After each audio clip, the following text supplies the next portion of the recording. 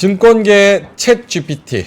무엇이든 물어보면 질문지 없어도 바로 답변을 1초 만에 내놓을 수 있다.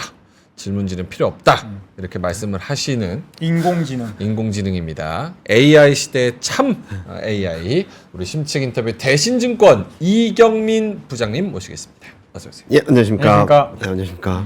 네. 원래는 팀장님 네네네. 셨다가 부장님으로 네. 한층 더. 네, 한층까지는 아니 조금 네. 업그레이드 되신 FICC 리서치 부장님으로 영전하셨습니다. 네, 감사합니다. 맨날 이런 얘기 나오면 채팅창에 박재영이 쟤는 몇 년, 10년 넘게 찾았냐. 그 얘기 나와가지고 또 그 얘기 나올까봐 그 얘기 쓰면 저 집에 갈 겁니다. 아니 그러다가 한 방에 바로 올라가는 거죠. 그런 케이스들 많잖아요. 사장? 아유. 집 사장? 한 방에 가지. 아유, 뭐 인생이 다 파도죠 뭐. 자, 알겠습니다. 네. 저희가 요거 먼저 한번 여쭤볼게요. 네. 그 뭐 사실 엔비디아 얘기를 빼놓을 수가 없으니까 이 전 데일리 힌트에서도 계속 엔비디아 얘기 좀 많이 했는데 뭐 이어서 뭐 부장님한테도 여쭤본다고 하면 실적 서프라이즈에 대한 급등 그리고 최근의 쏠림 현상 하루 아침에 15%가 올라가는 시총 2,000조의 마법 같은 주식. 장밋빛 막 뉴스에 그래. 어제 오른 게 넷플릭스 시청만큼 올랐다. 네. 오른 그런 것만. 얘기만. 네. 장밋빛 전망만 나오는 엔비디아. 과연 과한 상승인지 아닌지 조심할 점은 진짜 없는 건지. 뭐 일단은 뭐 실적 서프라이즈가 지금 몇 분기째 계속 나오고 있잖아요. 네. 근데 최근 서프라이즈 비율이 조금 떨어지곤 있어요. 3분기 3분기 전에는 30% 실적 예상 대비 30%. 드디어 안 좋은 얘기 하는 사람 나왔습니다. 그러다가 최근에 20%, 이번에는 10%. 아하. 그래서 기대치가 높아지는 것만큼 이 최근처럼 서프라이즈를 계속 보여줄까에 대한 고민들은 조금 커지는 것 같아요. 근데 그래서 어제 시간외에서는 한 9% 올랐었잖아요. 네. 그러다가 장중에 더 상승폭을 확대하고 개장 전에 막 12%, 14% 가다가 장중에 16%막 올라갔잖아요. 그거는 젠슨 황의 코멘트였다라고 생각합니다. 거의 신과 동격인지. 네. 티핑 포인트. 아, 무슨 말이냐면 네. 지금 실적이 어마어마하게 뛰고 있잖아요. 네. 새로운 변화에 진입하고 있다. 그러니까 이렇게 실적이 레벨업 됐는데 또 다른 변화가 있을 거다라는 얘기를 하면서 그래서 지금 수요 공급 그러니까 수요 초과 국면이 계속되고 있다라고 하는데 리드 타임이 줄어들고 있다. 뭐 여러 가지 얘기들은 나오고 있지만 이건 뭐야? 새로운 변화가 또 온다고? 또 온다고? 예, 이런 얘기를 하면서 어제 급등을 했는데 일단은 데이터로 보여지는 것만으로는 약간 기대했던 기대감이 너무 높아진 데 따라서 그걸 또 뛰어넘을 수 있을지에 대한 고민들 그리고 그동안 수요 초과 국면이 굉장히 오래될 거라는 기대감들이 있었는데 그런 리드 타임이 조금씩 줄어들고 있다라는 것들 그런 것들은 좀 체크해야 되는데 다음 분기가 중요할 것 같아요. 네. 그거 전 분기에도 그런 얘기 많이. 네, 매분기 그랬죠. 매번 연속. 매번 그랬죠. 근데 진짜 이번에는 저도 이 정도 서프라이즈가 나올까라는 생각을 했었거든요. 네. 야, 이번에는 예상치만 받쳐줘도 괜찮겠다라는 생각을 할 정도로 굉장히 강한 레벨업 흐름들을 보여주고 있는데 근데 진짜 놀라운 거는 아니 속에 있는 말 다 하세요. 네. 지금 뭔가 자꾸 아니, 무슨 말씀을 드리냐면 조심하시는 것 같은데. 조심하는 건 아니고 네. 일단은 제가 조심할 수밖에 없는 이유는 요 그림 한번 보여드리면 네. 요 빨간색이 네. 엔비디아예요. 엔비디아의 뭡니까? PR입니다. 이게 네. 작년 상반기만 하더라도 60배였던 게 20배까지 떨어졌다가 최근 30배. 저평가네요. 저평가 가치주. 네. 저평가. 밸류업 프로그램 들어가야겠네. 그리고 실적은 24년, 25년, 26년 이게 또 상향 조정되겠죠. 네. 실적이 굉장히 점프업을 하고 있는 상황인데 여기다가 젠슨 황이 새로운 국면으로 진입한다? 새로운 사이클로 들어간다? 저는 그 코멘트에 시장이 더 과하게 반응했다라고 생각하고 있어요. 근데 저는 그래서 750달러가 되게 중요하다고 봤거든요. 어제. 왜냐면 딱 740, 746 여기서 올라갔다 밀렸다 계속 했었는데 그걸 훌쩍 뛰어넘어 버렸죠. 어제 갭으로. 그래서 저는 지금은 뭐 예측의 영역이라기보다는 뭐 어느 정도 대응의 영역이라고 생각하는데 새롭게 들어가시는 분들은 조금 예민하게 봐야 될 것은 $750. 직전 고점을 지금 갭으로 띄워버렸는데 갭을 메우고 갈지 아니면 갭을 메운 다음에 쉬어갈지 아니면 그 $750에서 $770 사이에서의 지지력을 보여줄지 요거를 좀 체크하시면서 대응을 하시는 게 좀 현실적이지 않을까. 뭐 어디까지 간다라는 것들을 말씀드리기보다는 예, 단기적으로. 이게 전략을 하시니까 전략을 담당하시니까 네. 이게 작년과 같은 현상이 또 벌어졌어요. 네. 여의도에서 에코프로가 있는 분과 에코프로가 없는 놈. 네. 그런데 지금은 엔비디아가 있는 분과 엔비디아가 없는 놈. 아, 놈으로 나뉘어요? 어. 난 놈이네. 상놈이네. 이게 보면 엔비디아가 뭐 6배 났다, 7배 났다라고 하면서 절대 안 파시는 분이 있고 엔비디아가 많이 올랐으니까 이미 다 팔아먹고 없고 쳐다보는 분 이렇게 갈리거든요. 네. 그러면 전략을 하시는 분 입장에서 네. 그러면 여기서 있는 사람이야 뭐 얼마나 좋겠어요. 그 그쵸. 사람들 걱정할 네. 필요가 뭐가 맞습니다. 있어. 네. 없는 사람들에게 네. 전략적인 측면에서 어떻게 해야 된다. 저는 그런 질문 되게 많이 받거든요. 그렇죠. 많이 받으시겠죠. 엄청나게 받거든요. 곤란하시겠죠. 근데 저는 항상 말씀드린 것은 사야겠다 생각했을 때 일단 5%라도 사야 된다. 지금이 제일 싸다. 네. 그리고 우선 밀리면은 계속 분할 매수하면서 모아가는 거고 올라가면은 그 다음부터는 좀 보면서 좀 등락을 보면서 아까 말씀드렸듯이 $750를 깨고 내려간다라고 하면은 천천히 분할 매수를 하고 $750, $770 갭 구간에서 바닥을 잡고 다시 올라간다. 그럼 그때부터 다시 더 모아가는 그림 전략을 짜 나가셔야 아니, 된다는 떨어져도 말씀드리거든요. 사고 올라도 사고 결국은 사야 된다라는 이야기. 그쵸. 지금은 뭐 AI라는 생태계까지 말할 정도의 흐름이고 반도체가 지금 뭐 한두 달 내에 끝날 그림은 아니라고 생각을 하고 있고 그리고 지금 뭐 다음 분기를 좀 더 봐야 되긴 하겠지만 제인스 소장이 말했던 것들이 현실화된다면 지금과는 또 다른 그림들을 보여줄 수 있다라는 그림들이거든요. 그러니까 지금 예상만으로는 원래 25년에 실적 피크아웃, 그러니까 실적 모멘텀 자체가 꺾인다라는 얘기들이 되게 많았어요. 26년으로 지연된다는 얘기들이 있거든요. 그러면은 1년 이상은 더 갈 수 있지 않을까라는 생각을 하는 거죠. 그러면 지금 엔비디아의 저 살짝은 누구한테는 좀 부담스러운 저 주가를 보면서 사실 옛날에 그 금광과 청바지를 비유를 해보자면 네. 다들 지금 AI라는 금광 하나 캐려고 너도 나도 지금 달려가고 있는 상황이고 청바지 파는 데가 엔비디아 밖에 없으니까 지금 거기가 돈을 떼돈을 버는 거 아니에요. 그럼 반대로 생각했을 때 그 금광을 캐는 애들 중에서 마이크로소프트나 혹은 요즘 움직이고 있는 메타나 얘네들을 상대적으로 조금 더 만약에 싸다고 생각한다면 얘네의 나중에 포텐셜을 보고 얘네를 지금 사는 게 더 나은가? 1등이냐 2등이냐 이거? 뭐 네. 저는 그 뭐 최근 뭐 M7이라고도 하고 뭐 AI5라고도 하고 네. 그런 종목들에 대해서는 비슷한 생각이라고 말씀드릴 수 있을 것 같아요. 특히 마이크로소프트 같은 경우는 실적 레벨이 요거 한번 보셔도 좋은데 네. 아니, 다시 그냥 그 뜻이 아닌 것 같아. 그럼요. 엔비디아냐 AMD냐? 청바지냐 금광이냐? 드롤은 엔비디아냐? 아니면 미친 듯이 가고 있는 뭐 엔비디아냐? 좀 더 싸지만 그래도 폭발력이 더 남아 있는 그런 저기 뭐 메타나 마이크로소프트나 구글이나 혹은 지금 엔비디아에 탑승하거나 AMD냐? AMD가 후발주자니까.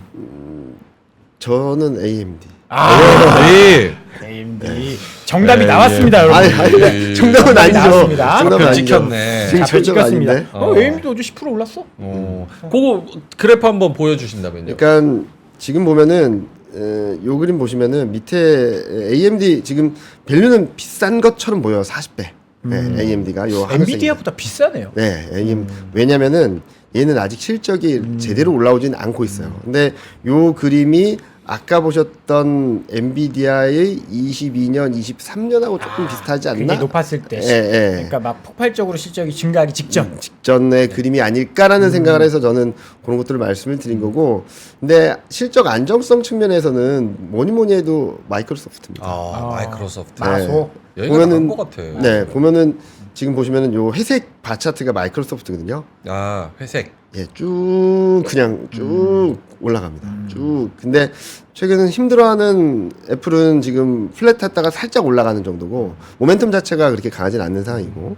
그래서 실적 흐름들을 보시면은 아 이쪽은 계속 들고 가도 되겠다. 왜냐면 이게 26년까지 나온 거니까. 다른 쪽들은 아 애플이 왜 이렇게 조금 버거운가 또 여기 보시면은 테슬라는 왜 이렇게 힘든가 빨간색이 아이고야. 테슬라예요. 그러니까 25년 26년에는 터난다는 기대감이 있는데 23년 24년은 실적이 플랫하거나 떨어진다라는 전망이 들어와 있어서 테슬라는 최근 주가가 빠졌는데도 밸류에이션 또 올라가 있습니다. 실적이 안 좋아져서. 네, 그런 그림들이 나와서 주가만 보기보다는 지금 밸류에이션 가치 평가가 어떻게 되고 있는지를 한번 따져보신다면 좀 선택하시는데 조금의 팁이 되지 않을까라는 말씀을 드리고 싶어요. 네. 테슬라와 애플은 둘 다 공통적으로 중국 노출도가 높죠. 네. 그 영향이 분명히 근데 있다고 봐야죠. 사실 뭐 지금 뭐 미국 증시, 미국 주식 얘기 너무 많이 했지만서도 그냥 뭐 사실 국장하시는 분들, 특히나 이 방송을 보시는 분들의 대부분은 국장을 많이 하실 거고 미장하시는 분들은 이미 이 방송 말고 다른 방송으로 넘어간 분들이 많아요. 예, 그래서 국장으로 본다면 진짜 우리는 부러울 수밖에 없는 그런 상황인데 지금 일본 날라가죠. 네. 미국 날라가죠. 우리는 뭐가 핵심적으로 문제입니까? 첫 번째로는 AI 반도체 산업을 주도하는 기업이 그렇게 많지 않다. 하이닉스가 있지 않습니까? 그런데 최근 HBM에 대한 그림들이 올라오곤 있지만 여전히 메모리 반도체 비중이 높으니까 그런 것들을 100% 수혜를 받지 못하는 그림들. 그리고 1등 기업은 거기에서 이렇게 좀 논외 같이 느껴질 정도로. 근데 그런 분위기가 지금 전통 메모리 반도체들의 비슷한 느낌이에요. 인텔하고 마이크론도 그렇고 전반적으로 그쪽이 좀 눌려 있어요. 예. 그런데 그냥 AI 관련된 오늘도 보시면은 디자인하우스라든지 AI 관련된 반도체들은 굉장히 좋았습니다. 근데 그게 아직까지 한국 시장에서 시장을 끌어갈 만큼의 힘이 없다 보니까 좀 그렇고 또 하나는 예상외로 한국 주식 시장의 2차 전지 비중이 높습니다. 그렇죠. 네. 엔솔이나 네. 그래서 코스피 종목들 한 50위 중에서 50위만 따져서 시가총액 수익률을 따져보면 뭐 반도체가 압도적으로 높은데 2등이 2차 전지예요. 근데 최근 보면은 뭐 오늘도 2차 전지가 좀 빠지긴 했지만 채권금리 많은 분들이 뭐 엔비디아 뭐 이런 반도체 이렇게 말씀하시는데 알기 모르게 채권금리가 지금 미국 10년물 기준으로 4.3을 넘어선 지가 며칠 됐어요. 네. 아니 근데 그것도 사실 솔직히 이야기하면 조금 억울하지 않습니까? 네, 억울하죠. 엔비디아 채권금리가 오르든 말든 엔비디아 급등했는데 그쵸. 우리는 뭐 채권금리 오른다고 우린 빠지고 그거는 핑계 같은데요. 핑계일 수도 있겠지만 네. 최근 시장 흐름들이 굉장히 엄청나게 빠르게 변하잖아요. 잘 생각을 해보시면은 이런 흐름들이 작년 하반기부터 시작됐는데 한번 생각해 보시면 10월 말에 코스피가 2270까지 갔습니다. 아 그렇죠. 그때 좋았죠. 그리고선 안 좋았죠. 안 좋았죠. 죄송합니다. 네. 그리고선 딱 두 달 만에 1월 2일 날 2675를 찍었습니다. 네. 딱 두 달 만에 17% 올랐어요. 그때 막 전 세계에서 코스닥이 제일 많이 제일 많이 올랐죠. 올랐잖아요. 네, 그리고 9주 연속 상승을 했죠. 네.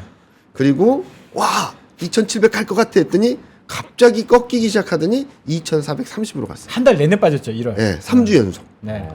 그러더니 아이고야 이제 2400 깨지나 했더니 갑자기 튀더니 지금 2680, 70 왔다 갔다 하고 있죠. 너무 재밌지 않아요? 근데 너무 그러니까 아니 네가 그 한가운데 있으면 막 미친다니까. 예, 진짜요. 나 1월 달에 죽을 뻔했어. 진짜요. 그러니까 왜 그러냐면은 시장을 보는 사람 입장에서는 이 정도 선은 지켜줄 거야. 또는 이 정도 선이면 많이 왔어라고 생각하는 레벨을 아래로도 위로도 계속 깨버리면서 페이크를 계속 주거든요. 그 주체는 외국인입니다. 현물이 아니고 선물이에요. 네. 지금 요 그림을 보여드리면 외국인이 9월 10월 달에 코스피가 2270 찍는 동안에 두 달 동안 약 5조 3천억을 팔았어요. 많이 팔았네요. 많이 팔았죠. 네. 근데 이제 더 놀라운 것들이 나옵니다. 11월부터 1월 2일까지 8조 5천억 샀습니다. 그러면서 17%를 뛰어버린 거예요. 네. 그리고 더 놀라운 거는 1월 초부터 1월 20일까지 딱 3주 만에 6조 천억을 팔았어요. 저 때 되게 절망적이었죠. 그러니까 2달 만에 8조 6천억, 8조 5천억을 샀는데 3주 만에 6조 1천억을 팔아버렸어요. 그러더니 1월 23일부터 2월 20일까지 5조 6천억을 사고 있어요. 근데 저거는 왜 그러는 거예요? 저렇게 변동성이 커지는 건. 네, 일단은 저희도 추정할 수밖에 없긴 하지만 네. 자 시점이 중요하죠. 그러니까 2022년 6월부터 2023년 6월까지는 별 움직임이 없었습니다. 샀다 팔았다를 계속 반복하는 정도. 그러다가 7월 초부터 갑자기 과매도 과매수 와장창 깨졌다가 막 어마어마한 급등락을 보여주고 있어요. 네네. 7월 초에 뭐가 있었냐면 위클리 옵션 아시죠? 아, 위클리 옵션. 네. 월요일 만기가 또 생겼습니다. 아, 그래요? 네, 다들 기억 잘 모르셨을 텐데. 저 몰랐어요. 그러니까 한국 주시장에 위클리 옵션이 월목 계속. 그거는 없애자고 주장하는 쪽에 목소리가 있었는데 왜 또 하나가 더 생겼어요? 생겼어요. 희한하네. 파생 강국이에요. 파생 강국. 네. 그래서 외국인이 이거를 굉장히 적극적으로 활용하고 하는 듯하고 그리고 또 하나는 11월 6일 날 공매도 금지가 됐죠. 네. 그러면서 파생으로 뭔가의 비중을 플레이를 하면서 더 과격해진 것 같아요. 아, 그래요. 그래서 지금 보면은 근데 이게 그냥 단순하게 외국인이 선물을 샀다 팔았다의 문제가 아니라 외국인이 선물을 샀다 팔았다면은 프로그램을 또 움직입니다. 그렇죠. 그러니까 선물을 가지고 현물까지 움직이는 그런 그림들이 나오면서 시장이 굉장히 과격하게 움직인다라고 생각하고 있어요. 약간 패테일 느낌으로 네. 여기선 1 움직이면 뒤쪽 가서는 100 움직이고 막 이렇게. 그러니까 많은 사람들이 10월 달만 하더라도 아니 2,400 많이 빠져야 2,300 깨겠어 그랬는데 2,270을 깨버리고 바로 튀어 올라 버렸거든요. 그러니까요. 그리고 또 2,650 전고점을 넘어선다고 했는데 2,670을 장대 양봉으로 뚫어버리니 그 다음 날 빠져버렸어요. 이거는 진짜 제가 몇 년 동안 거의 보지 못했던 흐름이거든요. 그러니까 이런 흐름들이 1년에 한두 번 나오면 가능하다고 생각을 해요. 페이크라든지 그런 것들이. 근데 계속 반복되는 그림들이 나오고 있어서 그럼 왜 그럴까를 보면은 요 그림을 한번 보여드리면은 외국인 선물 매매랑 미국제 10년물이랑 네. 정반대로 갑니다. 정반대. 아. 그러니까 변곡점도 거의 똑같고요. 그러니까 11월부터 1월 초까지 외국인이 선물을 계속 샀는데 이때는 채권물이 계속 떨어졌죠. 그리고 채권물이 반등하니까 팔고 네. 떨어지니까 사고 최근 또 올라오는 그림들은 네. 외국인들 입장에서는 채권금리가 변곡점에 가까워지고 있다라는 생각을 하는 것 같아요. 무슨 말씀을 드리냐면 9월 초에 이 막 마이너스였던 그러니까 외국인 선물 누적 매수랑 미국채 10년물하고 네. 마이너스 상관관계였던 게 마이너스도 그냥 마이너스 0.5가 아니라 마이너스 0.8, 0.9 막 이러던 상관관계가 튀어오를 때가 딱 두 번 있었거든요. 네. 9월 초, 11월 초. FOMC네요. 그렇기도 하고 채권 금리가 변곡점이었어요. 9월 초는 언제였냐면 살짝 올랐다가 플랫하다가 여기서부터 튀기 시작해서 5를 갔던 상황, 네. 그 분기점이었고요. 11월 초는 아시다시피 5% 넘나드는 금리가 꺾이기 시작했던 시점이고 지금도 이렇게 마이너스 0.89를 기록했던 게 튀어올라서 플러스 반전했잖아요. 그래서 외국인 입장에서는 지금 채권금리가 올라와 있음에도 불구하고 어떻게 보면 와장창 매도를 해야 되는데 아직 매도에 적극적으로 뛰어들지 않는 이유는 4.3, 4.35 정도가 정점이라고 생각하는 거 아닐까? 라는 생각을 해서 저는 아까 박재영 부장님 말씀해 주셨던 것처럼 네. 다음 주 29일 PC 물가가 시장에서는 그동안 답답했던 코스피를 한 단계 레벨업 시켜주는 그런 트리거 포인트가 되지 않을까? 왜냐면은 채권금리가 안정이 되면 또 외국인은 좀 선물을 사겠죠. 그런 그림들이 나오면은 지금 계속 시장을 누르고 있는 외국인 선물 매매가 조금은 숨통을 틔워주지 않을까라는 생각을 하고 있어서 저는 다음 주부터 FMC가 있기 전까지는 조금 시장을 좀 더 지금 에이 한국장 안 봐 막 이런 분위기인데 그런 분위기를 또 한 번만 환기시켜주는 그런 계기가 만들어지지 않을까라는 생각을 하고 있습니다. 금리가 빠지면서 네. 금리가 빠지면서 이제 외국인 수급도 개선이 될 거다. 네, 선물 시장 쪽에서요. 네. 알겠습니다. 시간이 한 9분밖에 안 남아서 밸류업 해야지. 밸류업 네. 제일 중요한데 지금. 요것도 할 말이 많습니다. 엔비디아랑 비슷해요.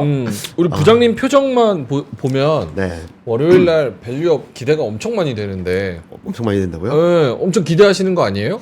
좀 아니, 긍정적으로? 저는 굉장히 긍정적으로 보고 있어요. 체질 개선. 그러니까 한국 밸류에이션이 좀 심각한 상황이긴 해요. 요 그림을 한번 보여드리면은 네. 어느 정도 심각하냐면 한국 코스피 200입니다. 뭐 코스피 네. 전체가 아니라 코스피 200 종목 중에 PBR 0.5배 이하가 28%예요. 아이고야. 일본은 9%. 아하. 한국 0.5배에서 1배도 27%. 근데 합치면 55%예요. 너무 낮아요.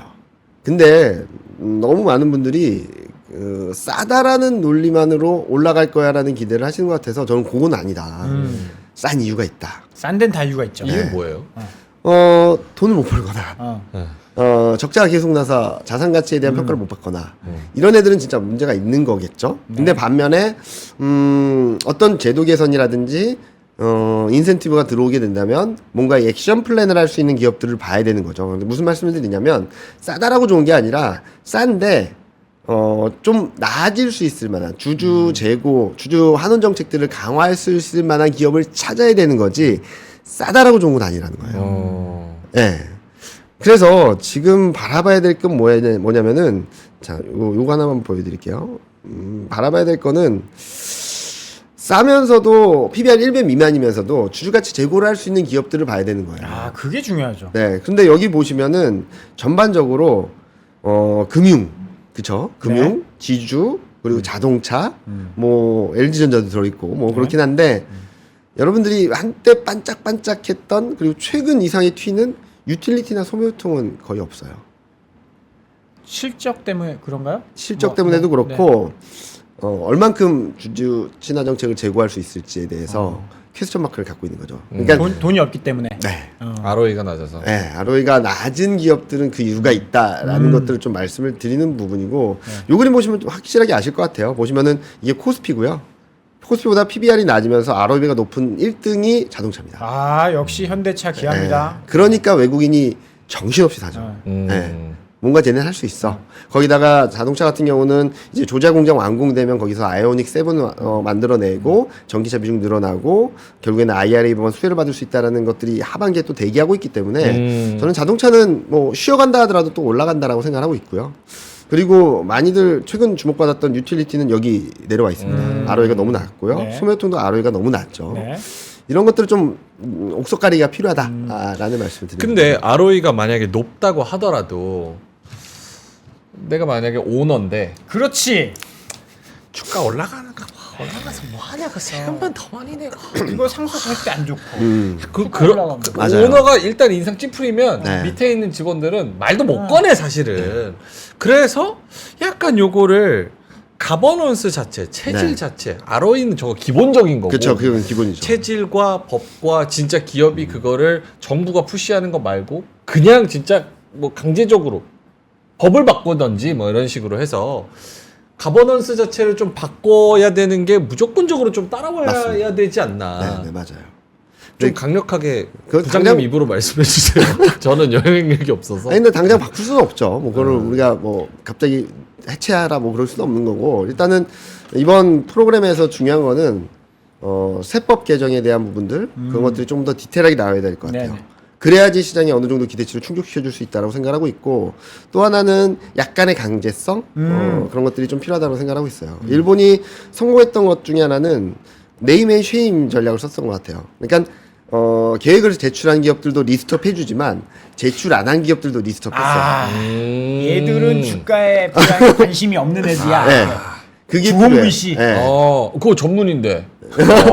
정부. 그래서 그거를 네. 한다라는 정책이 꼭 들어와야 될 것 같아요. 저는. 오. 그래서 안 하는 기업과 하는 기업들에 대한 명확한 구분을 해주면은 네. 그래도 좀 실효성이 있지 않을까? 그리고 어느 정도의 액션 플랜은 나오지 않을까? 라는 생각을 하고 있고 또 하나는 많은 분들이 그냥 일본처럼 될 거야 라고 하시는데 2023년에 일본 증시가 많이 오른 거는 N 약세 때문이었습니다. 네. 그리고 플러스 알파는 맞아요. 그러니까 N 약세 흐름으로서 일본 증시가 좋았는데 거기에 주주 이제, 친화 정책을 재고를 강화하고 계획서를 발표한 34개 기업은 얘네들보다 아웃퍼폼을 한 건 맞아요. 근데 일본처럼 갈 거다.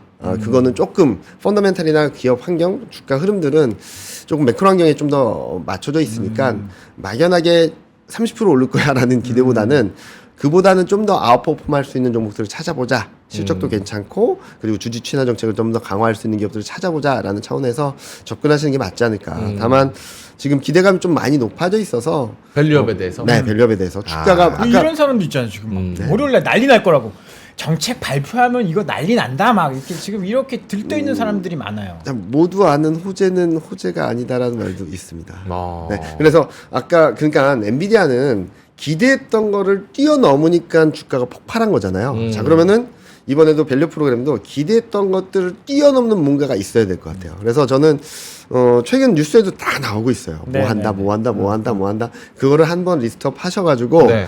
시장에 나온 정책이 이 리스트업한 것보다 더 많은 것들, 더 좋은 것들이 나왔나를 한번 보시는 게 좋을 것 같고 기대에 어느 정도 부합하면 저는 기간 조정, 기간 조정. 네, 기간 조정 주가들이 만약에 기대에 못 미치는 그림들이 나오면은 단기적으로 좀 출렁 있는 그림들은 좀 염두에 두고 봐야 된다라고 하고 있어서 저는 저 PBR주 그리고 밸류 프로그램에 기대가 많이 올라온 종목들은 일단은 뭐 자동차나 금융이라 하더라도 일단은 비중을 조금 줄였다가 프로그램 결과를 보고 다시 들어가든지 아니면 조금 뒤에 다시 좀 저가 매수를 하든지 그런 타이밍을 잡아가자라는 말씀 많이 드리고 있습니다. 그것도 궁금합니다. 네.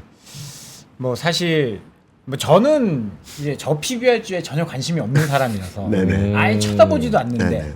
1월 말에 굉장히 괴로웠단 말이에요. 저 PBR주들이 맞습니다. 쫙 올라오면서 다른 것들이 확 다 가라앉았거든요. 네, 반도체도 뭐 네. 거의 마찬가지였고. 네.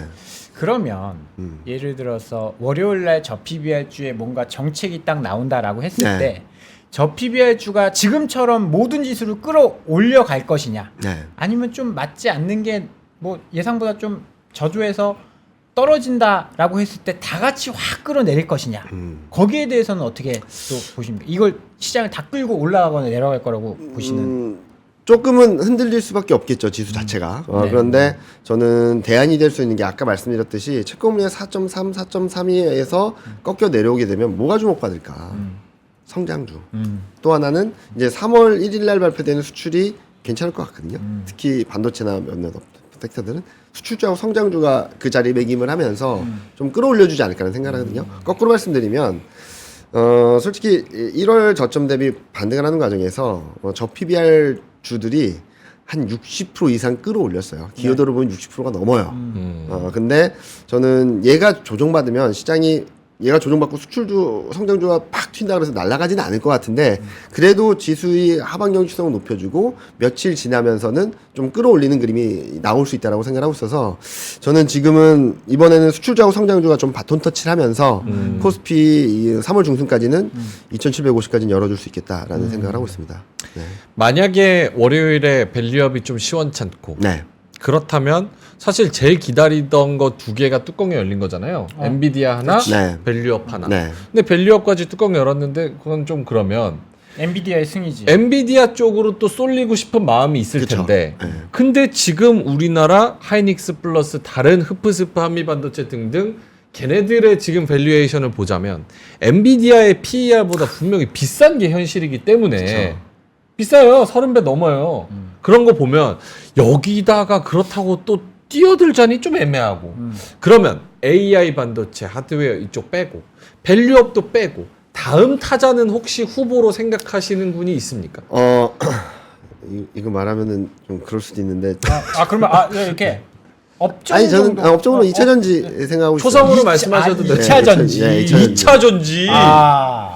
요거 그림 하나만 보여드릴게요. 일단은 반도체는 계속적으로 올라가고 있습니다. 네, 올라가고 그렇죠. 있어요. 그리고 소프트웨어도 다시 올라가고 있고, 조선은 다시 올라가고 있고, 제약바이오도 다시 올라가고 있어요. 그래서 저는 아까 말씀드렸듯이 성장주하고 수출주가 좀 움직여줄 거라고 생각을 하는 거죠. 네. 근데 눈에 띄는 것 중에 하나는 뭐 제가 2차 전지가 뭐 이제부터 뭐 올라가서 뭐 전고점을 뚫는다 그런 측면이 아니라 눌려있던 것들에 대한 되돌림 과정은 충분히 나올 수 있다고 말씀드린 건데 보시면은 IT 가전 실적 전망이 와장창 깨졌던 게 올라오려고 하고 있고요. 네. 그리고 철강도 바닥을 잡는 듯하고 제일 중요한 거는 맨날 팔던 외국인이 IT 가전, 화학, 에너지, 철강을 삽니다. 와.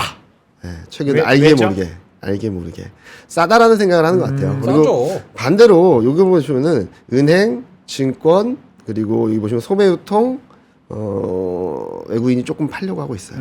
조금씩 오. 꺾긴 해요. 그러니까 무슨 말이냐면 외국인 입장에서도 밸류 프로그램을 앞두고서 이걸 더 끌어가기보다는 순환매에 좀 대비하는 것이 아닌가라는 생각을 하고 있어서 그동안 눌렸던 데 따른 되돌림 과정은 좀 나올 수 있다라고 생각하고 있고 2차 전지 중에서도 요즘 막 날라간 기업들 말고 엔캠 같은 거. 그거보다는 좀 많이 눌려 있는 애들이 상대적으로 그 갭을 극복하려는 회복하려는 갭을 줄이려는 반등은 나올 수 있다고 생각하는데 각자 갖고 계신 종목들 중에서 뭐 200일 이동평균선 위에 있는 거는 그냥 두고 계시면 되고 많이 떨어지죠. 200일 이동평균선 밑에 있는데 좀 움직임직하다 또 최근에 꺾였잖아요. 그런 종목들은 200일 이동평균선 근처까지 한번 올 수 있겠다. 그게 적게는 10%에서 많게는 15%, 20%도 나오는 종목들이 있을 거거든요. 그런 것들 한번 눈여겨보시면 좋지 않을까 생각하고 있습니다. 알겠습니다. 시간이 많이 지나서. 네.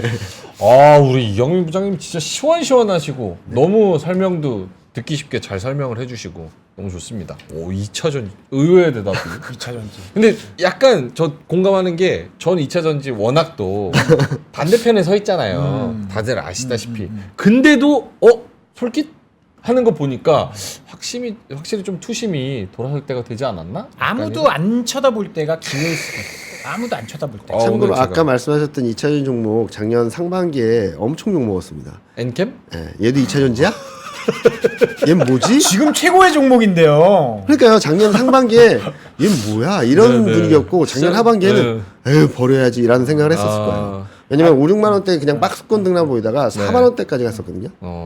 그랬던 종목이었습니다. 근데 어떤 이유가 있어서든 뭐든 주가가 뭐 그렇게 움직인다라고 해서 버릴 게 아니라 왜 그럴까라는 것들을 좀 더 따져보시면 투자 기회가 더 많아질 수 있다고 생각하고 있습니다. 엔캠. 요즘 한국 시장 3대장 중 하나죠. 엔캠, 하이닉스, 신성델타. 신성델타. 농담입니다. 농담. 자, 알겠습니다. 그럼 좋은 말씀 해주신 우리 이경민 부장님은 여기서 보내드리겠습니다. 대신증권의 이경민 부장님이었습니다. 고맙습니다. 네, 감사합니다. 근데 다음 주 3월 돼가지고 제약바이오도 시나리오 좋지 않아요? 근데 제약바이오 그거보다- 갑니다. 제약바이오 가잖아. 그것보다 2차 전지?